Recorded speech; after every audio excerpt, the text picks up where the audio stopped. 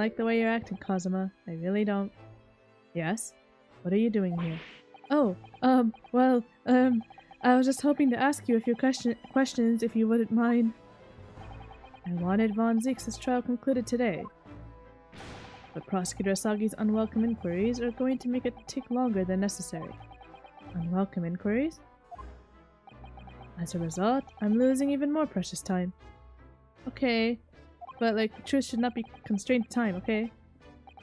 Currently, 2 hours, 55 minutes, and 41 seconds. 42, 43. Dude! Then we must resolve everything before 3 hours have passed, Mr. Naruto. And a miraculous not even 5 minutes. Alright, time to talk to Mr. Vigil. Welcome back, guys. It's late here. And we're visiting Mr. Vigil in his hospital room because, well, we basically made him recall everything he didn't want to recall last time, including his attempted suicide, and he fainted. I mean, it wasn't just us, it was Kazuma too, okay? Still, oh my gosh, it sucks. This whole case has been crazy. It's been like a fever dream, a nightmare, whatever you want to call it. There's just so much going on. And like Gregson, he's the Reaper. Well, like, he was the mastermind behind the Reaper.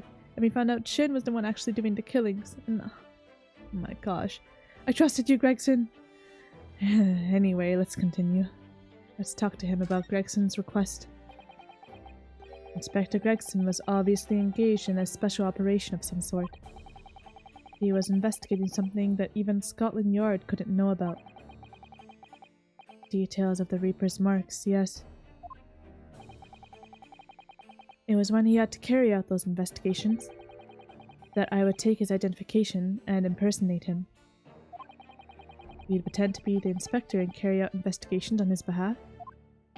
Oh no, never! A common street peddler couldn't possibly carry out a proper police investigation. All I would do is go to the specified location and make a little hoo-ha. A what now? Just something to leave an impression, so everyone there would think a detective called Gregson was here. So that's what you were doing on the day prior to the incident? Yes, he asked me to make an appearance at the park on Lime Street for the Red-Headed League event. Is it? So he could appear as though he was investigating cases, but really he was doing the Reaper stuff? Is that why? I'm guessing that's what it means. Well, that's what they're alluding to anyway. So as usual, I flashed the inspector's identification around and was very vocal about my presence. But then you were taken prisoner by those red-headed fraudsters. Yes. So you would always make a point of showing Gregson's identification and generally being loud? That's what the inspector asked me to do, yes. Well, that's one way of becoming a legendary detective, I suppose. Not a good one, though. And as you know, I suffered this bruising around my neck at their hands. But the following day, they kept their word and released me. Without returning the inspector's identification to you, however. We had arranged to meet in the Fresno Street room at 5 that day so I could report back to the inspector. But at the agreed time, that's when I heard the gunshot. Oh dang, okay. It was at midnight on the 17th of June 10 years ago. That was the time scheduled for the execution. But the professor's execution never actually took place, did it?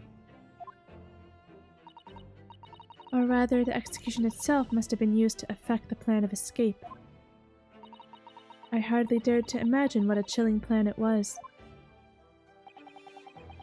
Barclay was renowned for being the highest security prison in the country.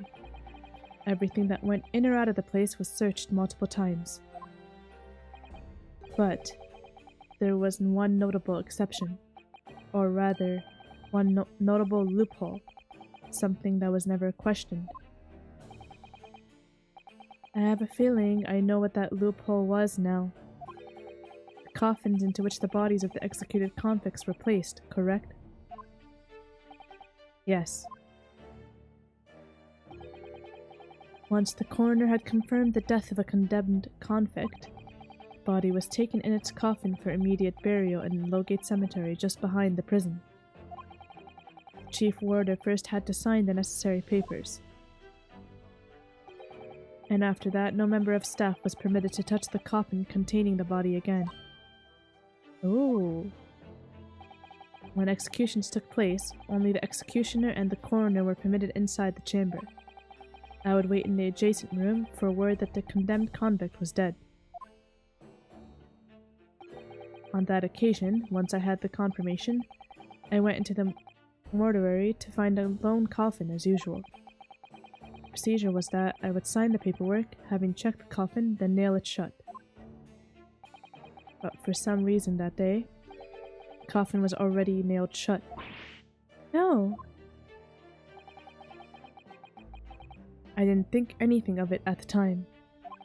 I assumed that my deputy must have checked the coffin and nailed it shut before I arrived. So, you mean the coffin contained... Yes, I can only imagine that Asagi, having escaped his execution somehow, was alive inside the coffin. The coffin was then taken out through the main gates and deposited in Lowgate Cemetery. Presumably there wouldn't have been enough air inside to breathe for long. So in the early hours following the burial, somebody dug up the coffin again to set Genshin free. But in the end, he was fatally shot in the graveyard anyway. What on earth really happened in Lowgate Cemetery that night, I wonder? Huh. I'm afraid I really don't know. All I can say with certainty are two things. Asagi couldn't possibly escape that way without help from somebody working in the prison. And that somebody was not me. Huh. Interesting. I guess... Huh. I don't know. Obviously you knew the man then? The professor, I mean? Genshin Asagi. Yes, I remember him well, in fact. Would you mind telling us what you know? Well, having been condemned to death as he was, any contact I had with the man was short, obviously. After that trial, which was carried out behind closed doors, attended only by the elite members of the judiciary, they called for his execution to be carried out at the earliest possible opportunity. The outcome of the trial was set from the beginning, wasn't it? It was a time of delicate diplomacy when Britain and Japan were in the process of signing an important treaty. That meant that this potentially destabilizing case had to be dealt with swiftly and discreetly. Oh, like Miyanosuke's trial. The man had less than a week in total. As I was the chief warder, I oversaw his short stay in the cells until his final hour. I remember being struck deeply by his noble character and incredible resilience. What do you mean, exactly?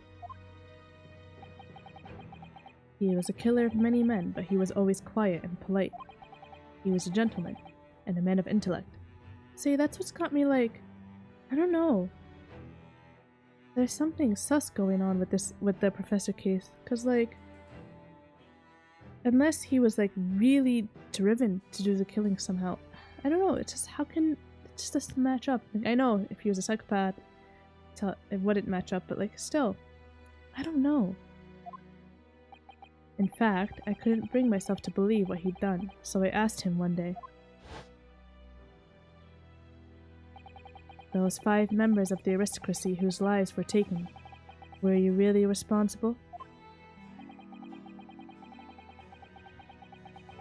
I'm guilty of the unforgivable crime of ending another human's life, yes.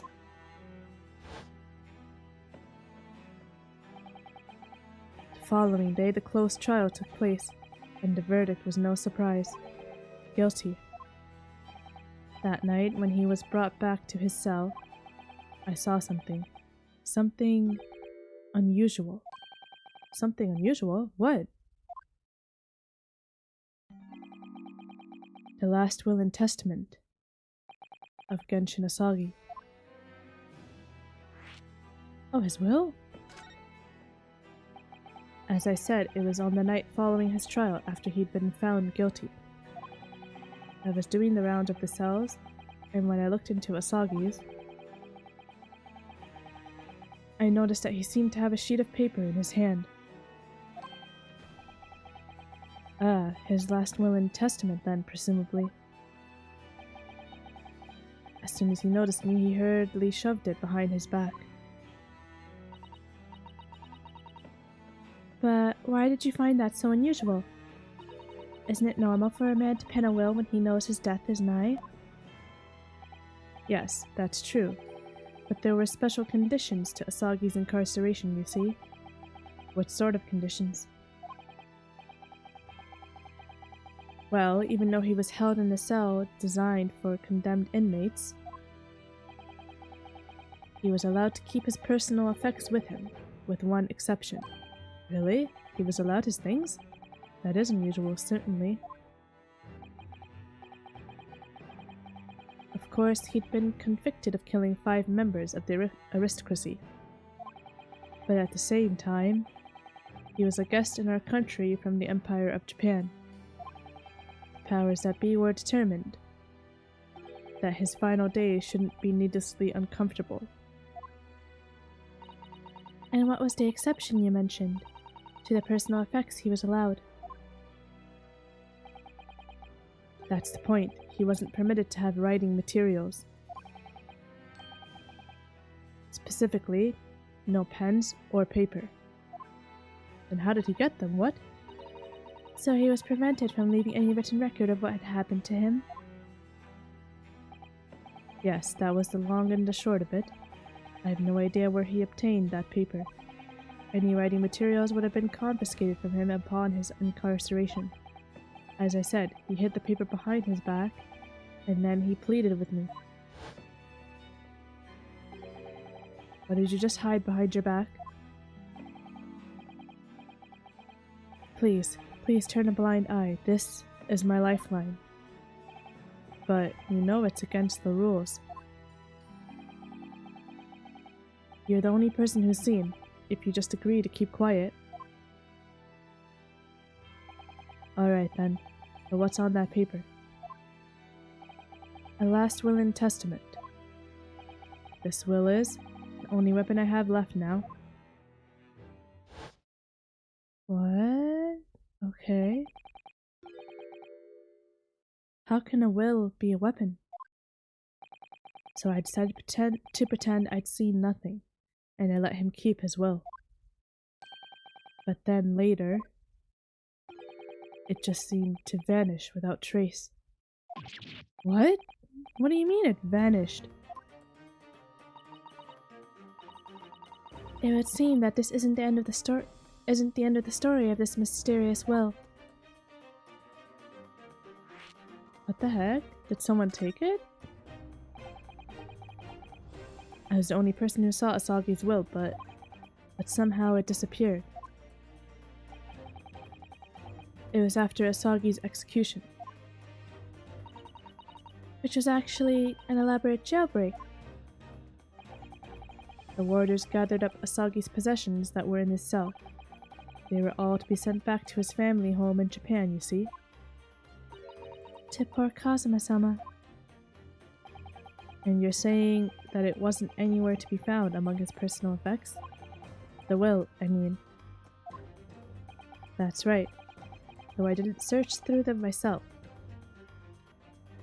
So, like, what does that mean then? Did someone take it, or does Eugene have it? Professor Mikotoba. I wonder. But Governor Caden was livid. He was screaming, "Can I have disappeared completely?" That doesn't quite make sense though, does it? In what way? Well, we'd understood that only Mr. Vigil was aware of the will's existence. In which case, how did the prisoner governor know to look for it? Oh yes, you're right. I really don't know how he knew, but it certainly seemed as though he knew of the will's existence from the outset. Only he didn't refer to it as a will. What he said was, The Asagi papers. Huh? The Asagi papers.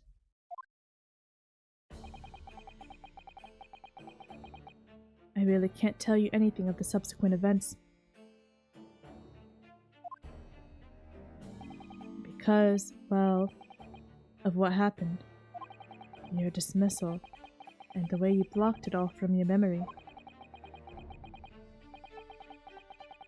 I'd forgotten all this until today.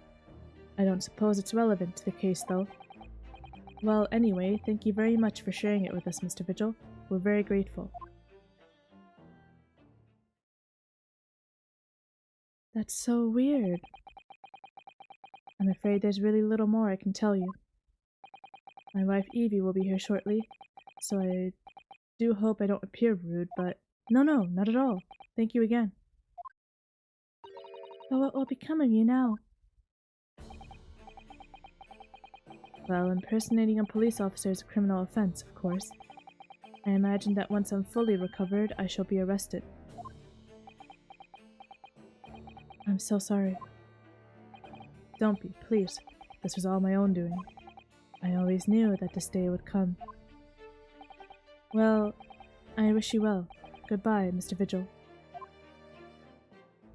Oh man, this poor guy. Whoa! Hey! Before you go, there's just one thing. Hello? You good? Oh, yes? What is it?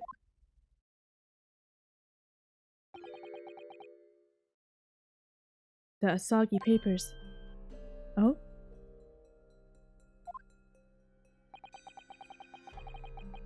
I'd be very grateful if you'd make no mention of the things I told you about them. Presumably for some good reason.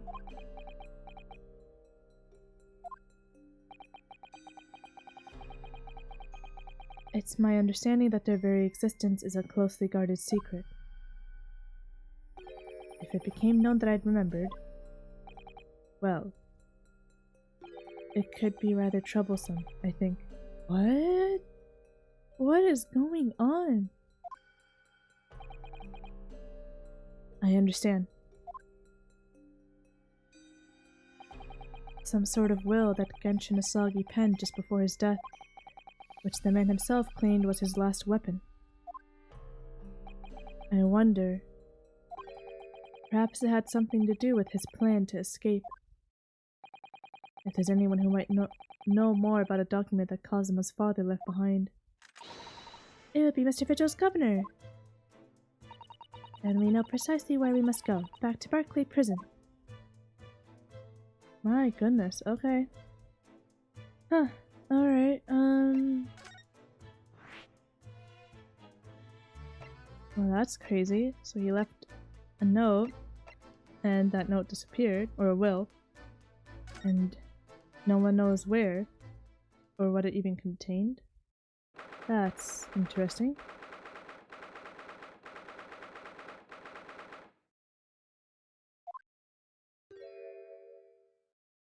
Hey, we're back. Back again, are you? Yes. Hello. I've heard all about your investigations.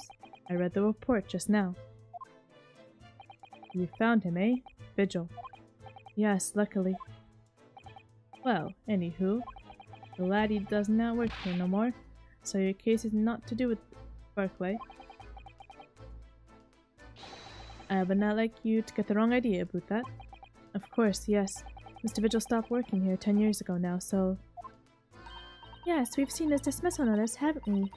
He was given the job. I love Iris. Aye, Kimmer, you're keen. Very well. So how about a wee handcuff biscuit? Those things are still so tiny. Oh, they really are like little handcuffs. And as hard as irons, too. So, what's brought you down here today? Well, there's something else we'd like to ask you about, actually. Is that so? We believe there might have been a document that disappeared from Genshin Asagi's cell. I think it's been called the Asagi Papers or something. Oh boy. Oh no. Did I not say Gregson's death is not to do with things that might have happened at Barclay? Leave the past in the past, laddie. Let's not footer about with irrelevant details. His expression has changed completely. We're clearly onto something here.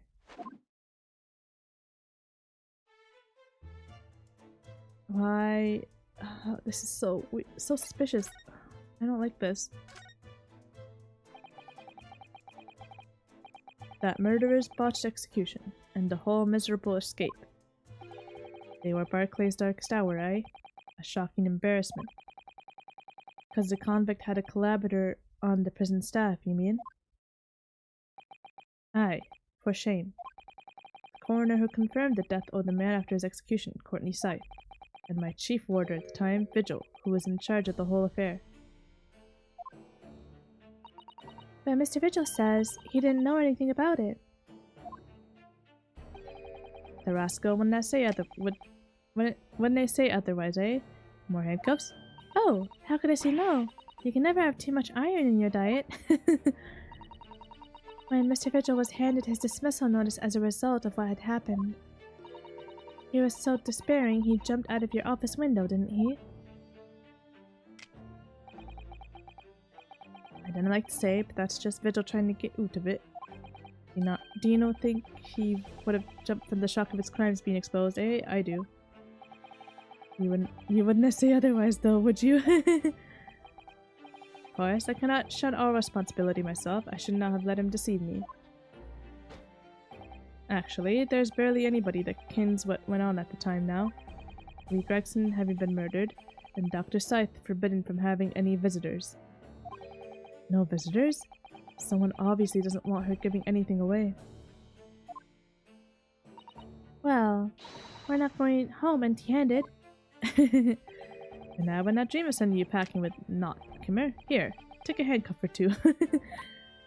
Oh, well, it'd be rude to say no. Wouldn't want to become anemic. Iris, I love you.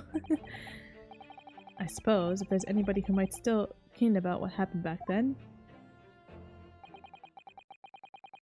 it'd be the last from the forensic division. Maria Gorey? Maria Gorey? Aye, Scythe's daughter. She did not have no more, just the one. But the wee bairns followed in her mam's footsteps. You didn't ever see her without a scalpel on her hand. I knew it. I knew when I saw the name on the autopsy report. It had to be the daughter. Ah! Oh boy. Mama, what is this? Well, where did she spring from? And did you just call the doctor Mama? Dr. Scythe's daughter, Maria Gorey. We could do with talking to her. Oh boy. Do you really want to go back to her Reno's case so she can dissect you? So she's Dr. Scythe's daughter, but her surname is Gorey? Aye, there's some family history, I'm sure, but I do not ken the ins and outs of it. She grew up watching her mama working with the bodies of the folk who died in strange circumstances, and decided to do the same with her own life. I cannot understand it myself.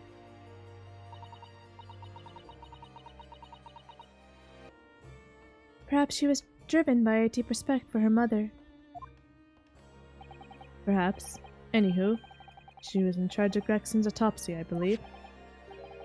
Right, and the coroner responsible for this incomplete report. Someone told me once that the wee lassie always loved her mam's stories about cutting up bodies.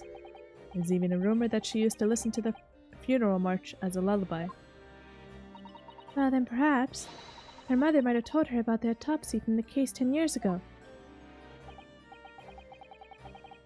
Aye, I'd say there's a fighting chance at least. After all, that was a life-changing case for all of us. We really need to speak to Miss Gorey herself about this, I think. Well, thank you very much. I'm no happy about any part of this. It took years for Londoners to finally forget the whole professor business. Can you no give up on this, laddie? Stop asking pointless questions. It's not pointless.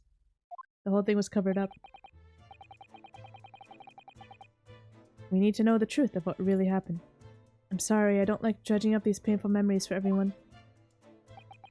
Can you not just stay away, Nu? Leave me alone and didn't come back here, eh? I'm sorry, man. We're just trying to save Zeke's and investigate the truth, okay? How do you come to know about that, laddie?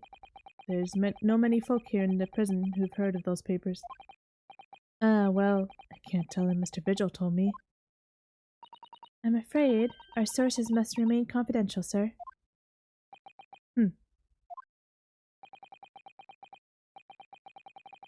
We've been led to believe the papers are actually a last will and testament.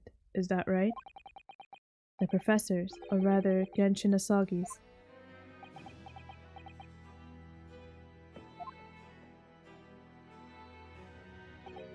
Aye, that's right. You're well informed, Jimmy.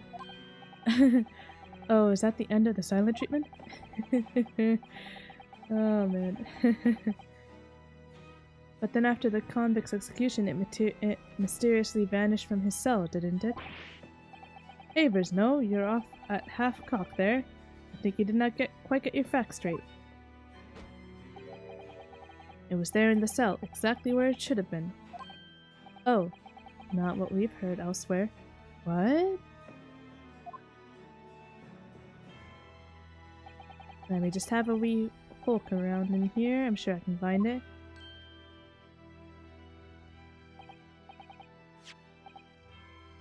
Ah, here you are, see? The last will and testament of Genshin Asagi, written with a calligraphy brush. What if that's a fake? What if that's not the real one? Of course, I cannot read a word of those Japanese squiggles. Oh, but if it's in Japanese, never mind then. But I mind it says he leaves all of his worldly possessions to his son back in his homeland. Yes, that's correct. That's the gist of it. So these are the Asagi papers? Aye, of course they are. Papers written by Asagi, no doubt about it. There's no mystery here, laddie. That's your lot. After all this star mash or that slayster of an execution, we sent the man's possessions back to his clan in Japan. That was the end of it. I think we ought to make a record of this, Mr. Naruhodo. Just in case. Hey.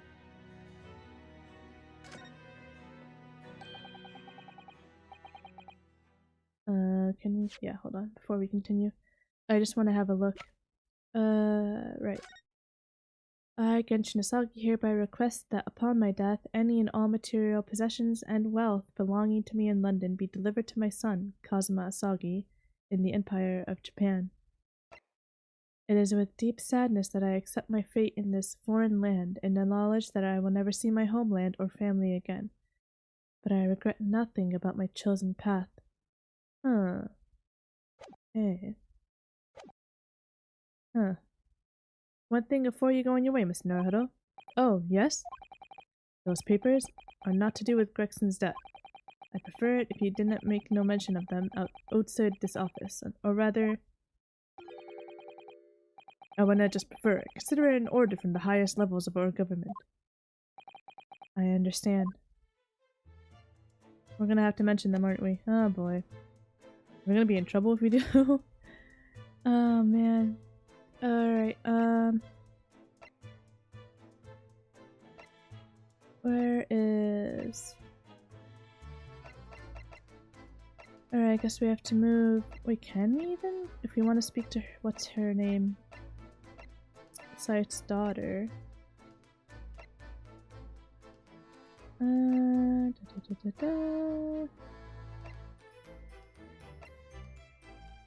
I mean, the only place is there, I guess, yeah, because the Sight's office isn't showing up. Alright.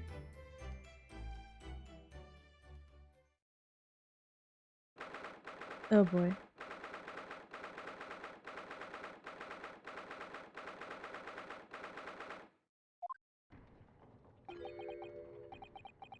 No arguments, Prosecutor Asagi. We will continue with the trial exactly as I instructed. Is that clear? Instructed? Perfectly. It's Kazuma-sama. Defying Lord Strongheart by the sound of it. I never did know when to back down. Oh boy. Oh no. We've been noticed. Run! On your way now, Asagi. My lord.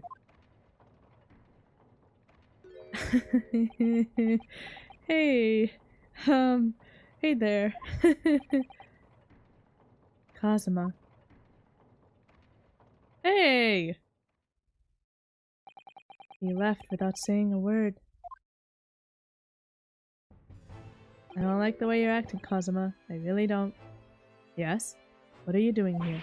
Oh, I was just hoping to ask you a few questions if you wouldn't mind. I wanted Von Zeke's trial concluded today, but Prosecutor Asagi's unwelcome inquiries are going to make it take longer than necessary. Unwelcome inquiries? As a result, I'm losing even more precious time. Okay, but like, truth should not be constrained to time, okay?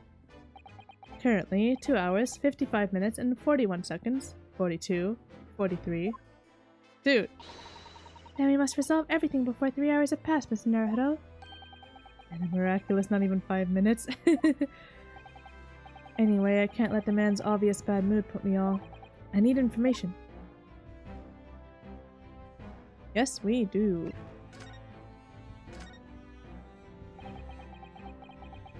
Does Prosecutor Asagi believe that Lord Von Zeeks is the Reaper? I wouldn't know. It was 10 years ago, in that fateful close trial, that Lord Von Zeeks made a name for himself among the judiciary. But the next trial he fought, he lost. Oh, really? It meant the ringleader of a criminal organization was acquitted, thanks to all the jurors being under duress. But that's awful.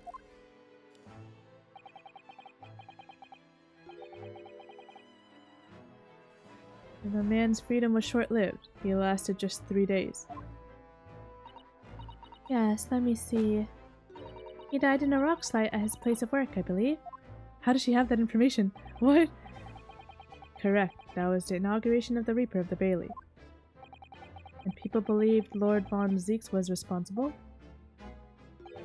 He was brought to trial himself, but it was shown to have been an accident. So he must have had a solid alibi then. Nevertheless, the mysterious deaths continued. In total, 16 persons perished in unusual circumstances, ostensibly at the hand of the Reaper. That's a long run of coincidences. Well, the Reaper's true identity may well be revealed by this trial. And the impact that revelation would have on the British public cannot be understated.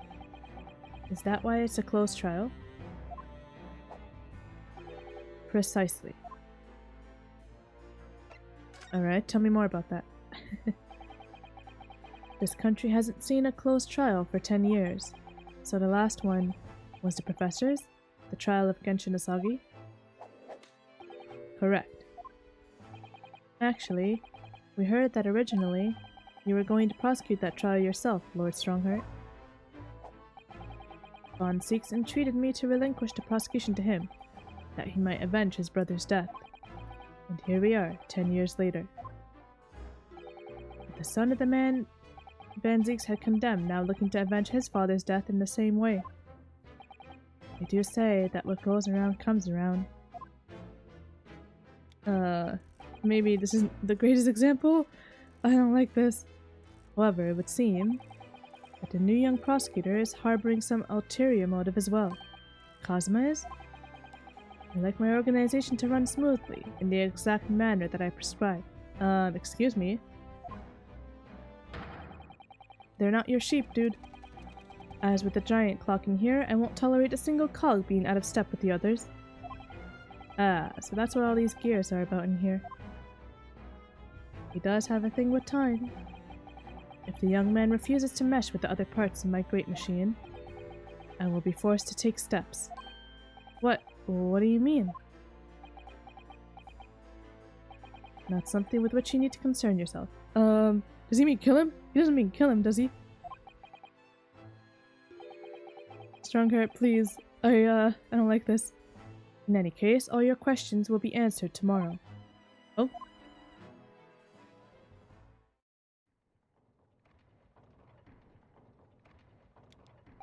Now, I shall have to ask you to excuse me. As of this moment, I've been delayed from attending my next meeting by precisely 3 hours. Oh my, that is a long time. And I hold you entirely responsible. Even though we miraculously managed to fit everything into not even 5 minutes? How are we responsible for 3 hours? I wonder if you might agree to us, talking with Prosecutor Asagi. Discussions between the defense and the prosecution outside of the courtroom are generally frowned upon. However, I will make an exception in this case. Now go. You can find him in his office. Oh, thank you.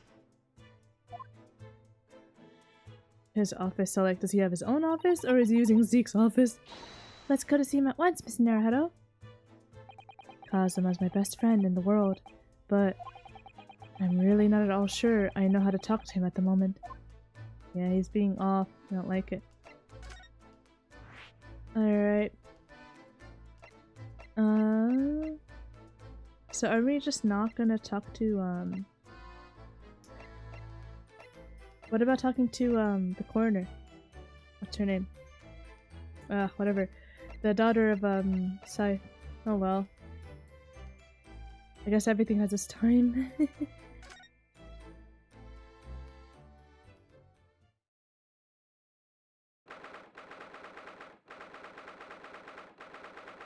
Oh boy. So he is using Zeke's office. So this is the office of Prosecutor Asagi now, is it? Kazuma-sama is doing so well for himself. Suzato, please. Even though he's always forced to kneel on the floor Japanese style in that dark corner.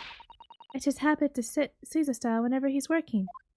Really? Is that actually a thing? That's actually pretty cool. Kazuma. Haha, we followed you, so now you have to talk to us. I thought it wouldn't be long before you paid me a visit, Ryunosuke. I was right about what I said, wasn't I? Sorry? You have all the makings of a great defense lawyer. Well, I always believed that you'd fulfill your dream of advocating in the British courts. I just never imagined for 1 second that it would be as a prosecutor. Seeing you stand in a foreign courtroom, so gallantly realizing your dream, Kazuma-sama, I'm truly happy for you. And I am truly thankful to you, Judicial Assistant Mikotoba. Oh man, I don't like this. Ryunosuke, I always thought it would be fun for you and I to shake up the British legal system a little together.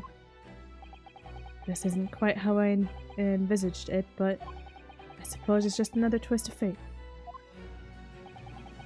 I've learned a lot of things during my time in London. About how Susato-san's father was himself a visiting student here once, along with Judge Jigoku, and about what happened with your father. Then you'll have no difficulty understanding why I had no choice, why I had to find a way to get into Britain as a visiting student myself. Oh my gosh. I want to hear it from you, Kazuma.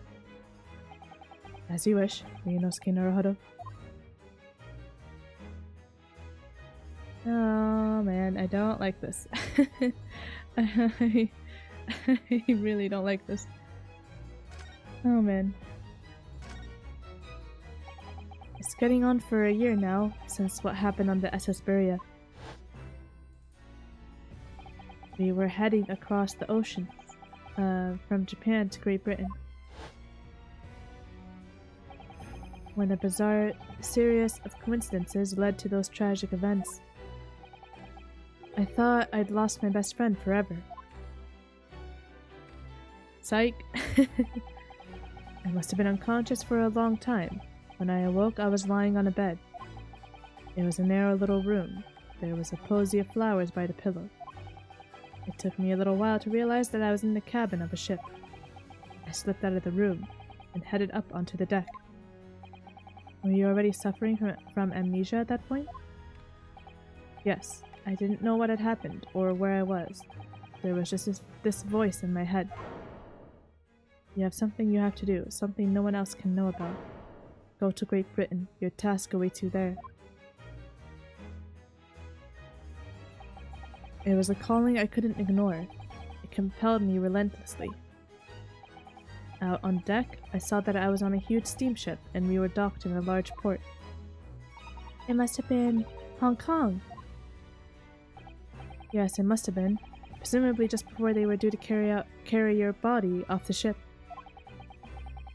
I had no idea of the situation, but I did have the feeling that this was in some way my last chance. So I concealed myself among the disembarking passengers and went ashore. Then I disappeared into the crowded streets of that foreign port city, so I could plan my onward journey to Great Britain. Oh boy. Just under a year ago, with all my past memories lost to me, I was left behind in Hong Kong. Everything was foreign to me. The sights, the sounds, the smells. My head reeled. I was truly at a loss.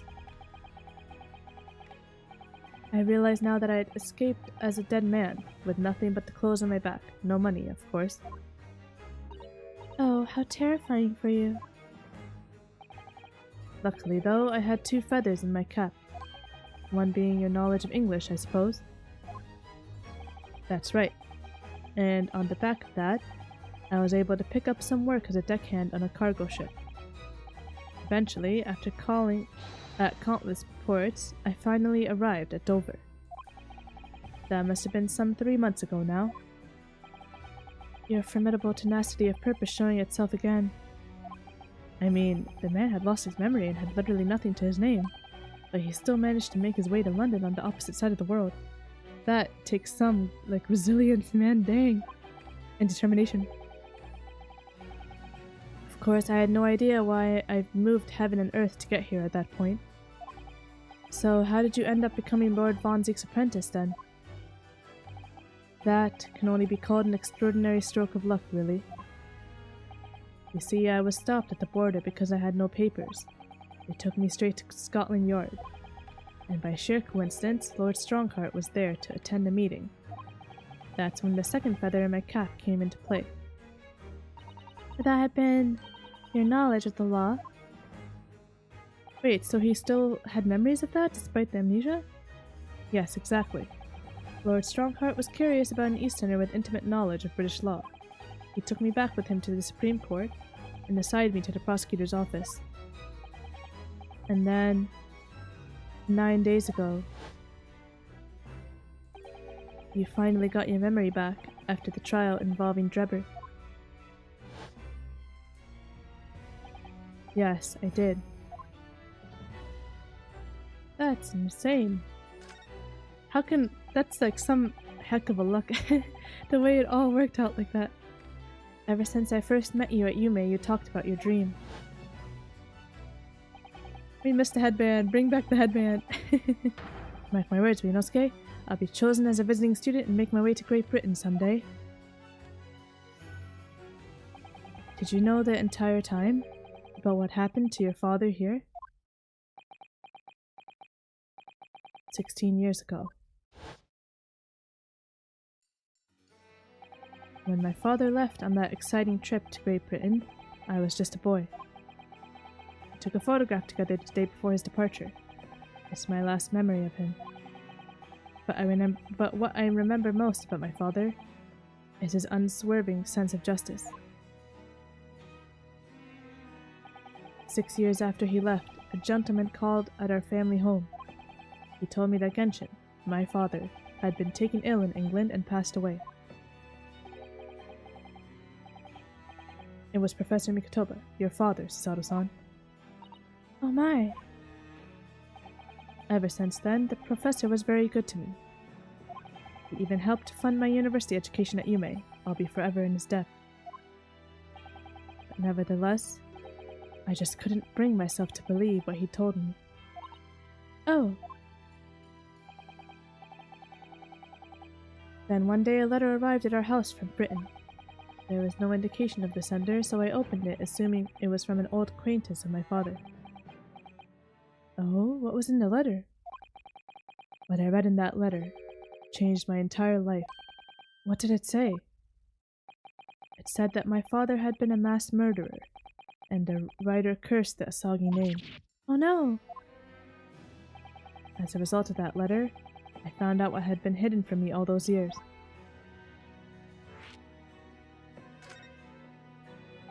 Presumably, the letter was sent from a relative of one of the victims. If whoever it was had been a member of the judiciary, he could have been present at the closed trial. The letter revealed that my father had been sentenced to death, executed for being a killer. I'm so sorry you had to find out that way.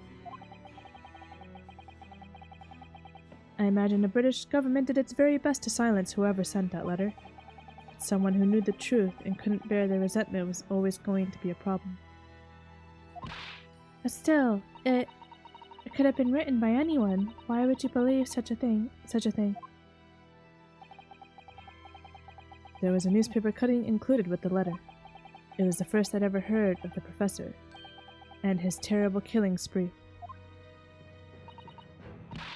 Well, what did my father have to say about the letter? I couldn't bring myself to show it to him. What? Why not?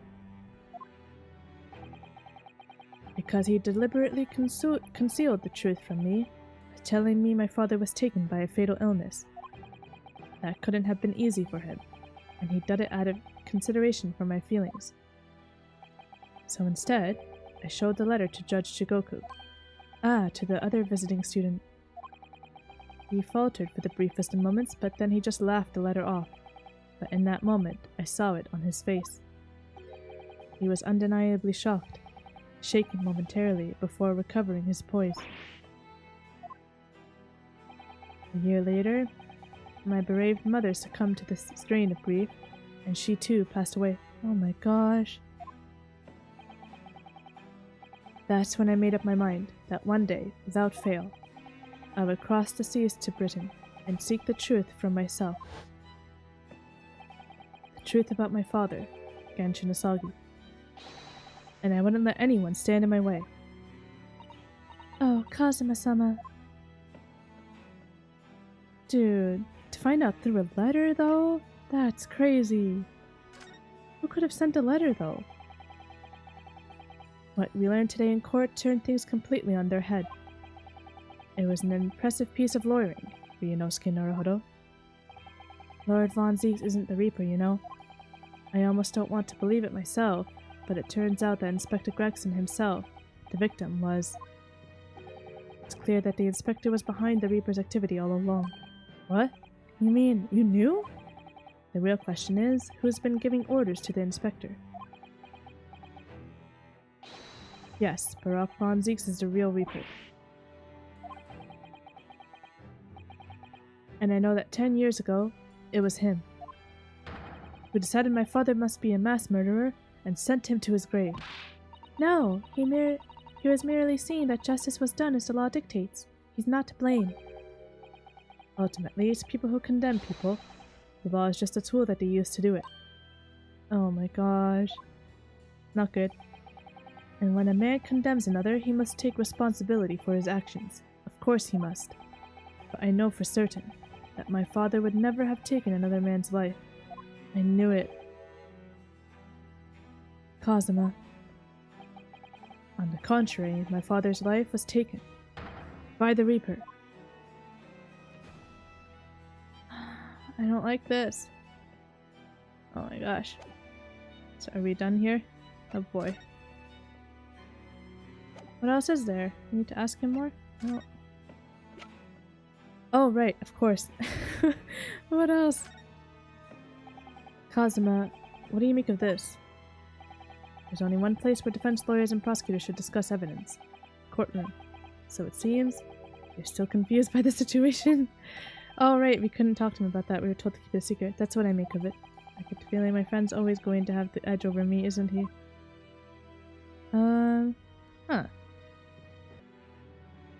The only thing I can think of is this, because we wanted to talk to, what's her name? Gori? This came up in the trial, didn't it? As something a little dubious, I mean. The fact that no time of death was recorded on Inspector Gregson's autopsy report. Yes, there was some unexpected turns in the courtroom earlier. The suggestion you came up with certainly took everyone by surprise. The idea that the victim died the previous day at some other location is quite something. Well, considering when the pocket watch had stopped and the scorch marks on the candle, it's certainly a distinct possibility. The evidence and the scene both point to it. To be honest, it bothered me too. So I paid a visit to the autopsy room earlier. The coroner responsible wasn't there, but I got a name. It's Dr. Gori. If it wouldn't trouble you, Kazuma-sama, we'd very much like to speak with the coroner too. Of course, the last thing I want is for anything to be brushed under the carpet. Scotland Yard's autopsy laboratory is behind Lowgate Cemetery. Lowgate Cemetery? By Barclay Prison, you mean? You know it, do you? The prison where my father was incarcerated and robbed of his life. Oh my gosh. Kazuma-sama. Well, thank you. We'll pay a visit to the laboratory later today. Oh boy. Ryunosuke, I want to thank you. What for? For this. Oh my gosh, stop! You safeguarded the soul of the Asagi clan. Well, it is a famous sword that's been in your family for generations. My only slight regret is that I never got the chance to draw it before I returned it to you. Haruma is said to have been forged by a master swordsmith during the Sengoku Warring States period. I come from a long lineage of warriors, many of whom were expert swordsmen. Well then, you're a chip off the old block, I'd say. Aw. This blade, Haruma, is the symbol of the Asagi clan's honor and might. Apparently, one of my father's apprentices even took the blade's name for his surname. Really? Haruma. It does sound formidable, that's for sure. 16 years ago, when my father was a visiting student here in London, he had this sword forever at his side. Which is why it means so much to me that I have it by my side again now too. No. Yay, he's smiling. But I don't know if that's a good thing or a bad thing though, because I don't think he should be smiling right now yet. And that is all thanks to you. It was an honor. Oh my gosh.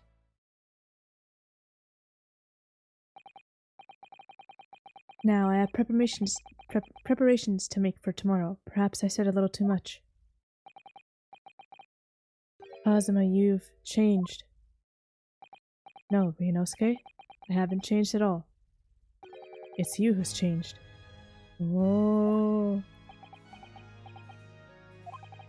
I can completely understand your resentment of Lord Von Zieks given what happened. But the fact is, those events and this case are, well, unrelated? Is that what you want to say? How can you be so sure? What do you mean? Never mind. That man is the Reaper, and it's for that reason that the inspector was killed. I'm going to prove as much in court tomorrow. By whatever means necessary. No, you won't. We'll stop you. I can't let you do that, Kazuma. I know you do what you have to do as a lawyer, but I'm sure I don't need to tell you that I won't be taking any prisoners in the courtroom. I would expect nothing less. Until tomorrow, then, in the Old Bailey. Ah, that's so cold. I'm leaving. Forget you and your theme. I'm leaving. Oh, man.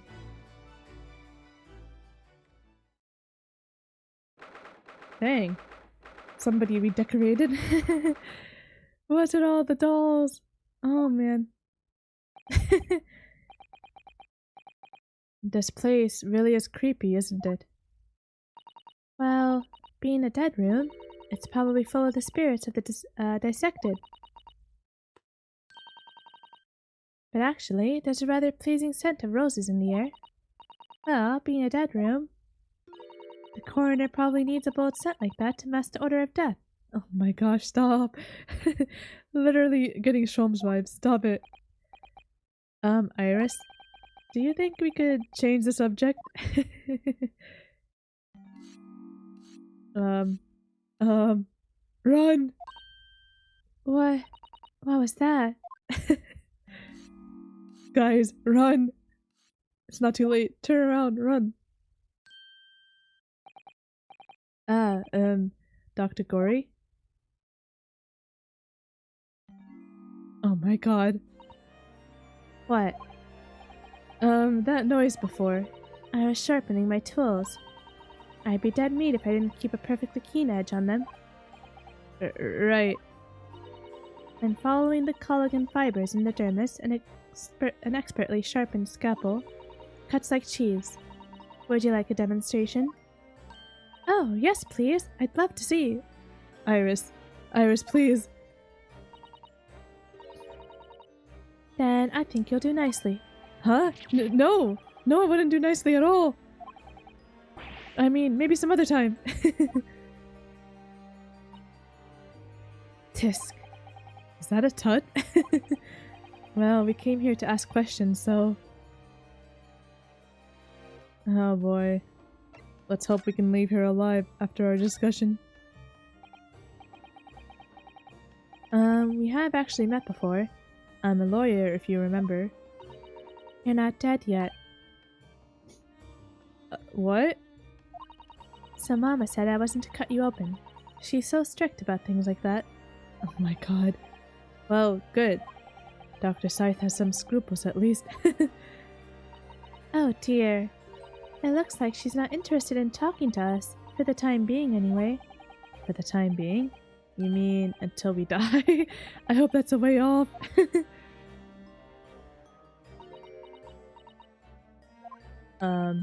Sorry, but I wasn't planning on dying anytime soon. I think we need to run. Tisk. Surely there's some less drastic way of making her listen. Do we try the autopsy? Let's see.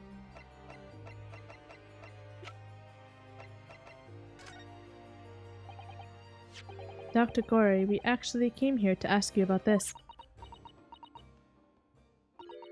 He was very good. Good? Sorry? His skin didn't snag my blade once, and very little mess. His joints dislocated easily, and his muscle tissue was a pleasure to work with. Oh, we can skip those details. But there is one thing about the report that's caught my attention. You don't seem to have recorded a time of death.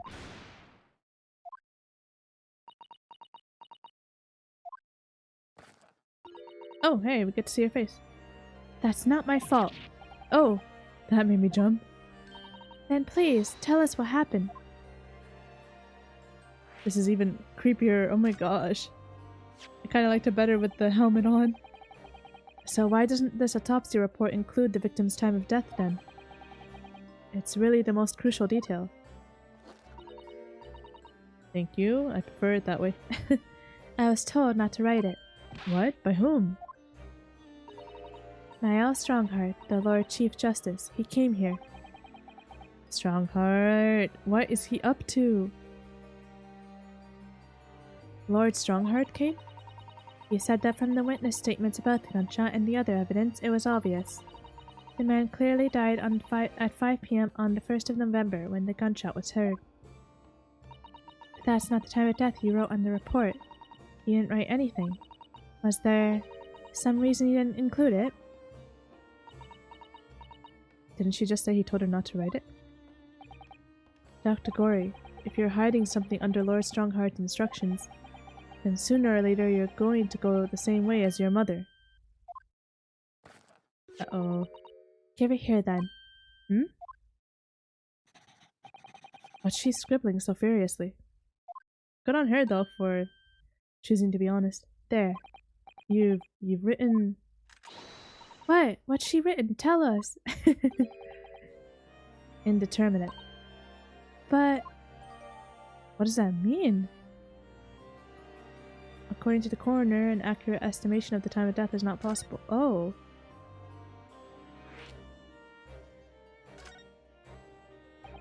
What do you mean by that? Why was the time of death indeterminate? When the specimen was brought in, it was still fresh, so the time of death could easily have been coincided with the gunshot, when the gunshot was heard. Oh my gosh. But there was one small discrepancy. What discrepancy? There was some fried fish in the pocket of the specimen's overcoat, and that fish had started to rot. What? If the victim liked fried fish, he presumably liked to eat it before it went off. Well, yes. What are you really trying to say? It's possible that someone tried to manipulate the apparent time of death. Manipulate the... Is that even possible to do? Yes. Theoretically, if you were to chill the body in ice, you could delay the onset of putrefaction. And if the overcoat wasn't on the body at the time, then only the fish would have started to rot. With today's science, it's not yet possible to determine if the body was chilled or not.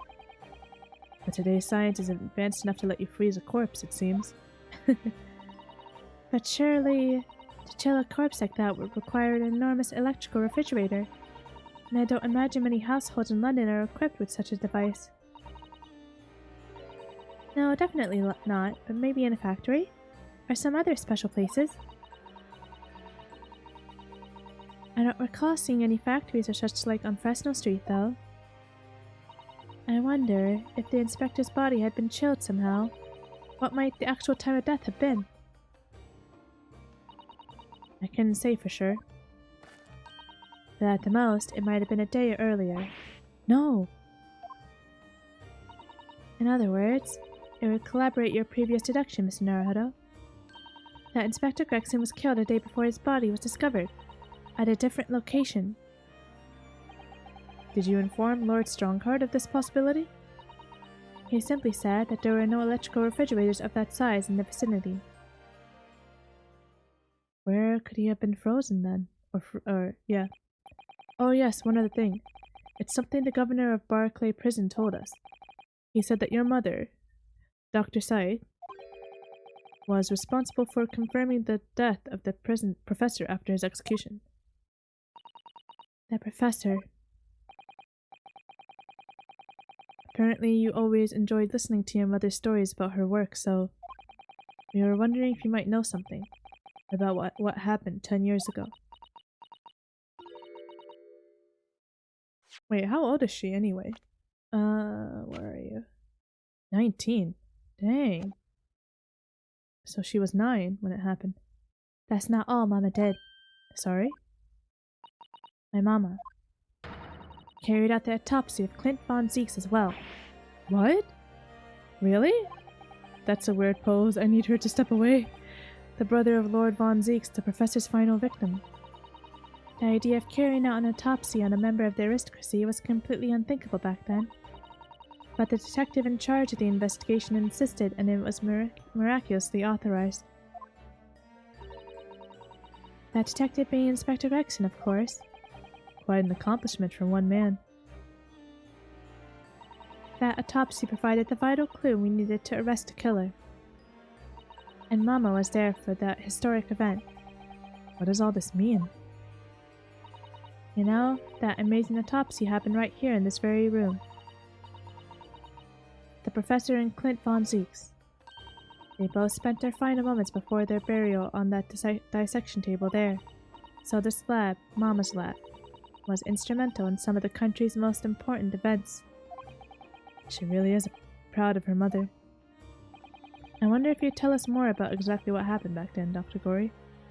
Oh boy, I think we'll hear about what happened next time. Dang, I don't even know what to think anymore. If his body was chilled, where could it have been chilled? I don't know. Oh boy, I'm excited to find that out actually. Oh boy, alright guys, that's gonna be it for this one. Hope you guys are having an amazing day, and I'll see you in the next one, where we finish this chat. Oh my gosh, she's so creepy. Just her dead stare is just, oh my gosh. Alright guys, see you later.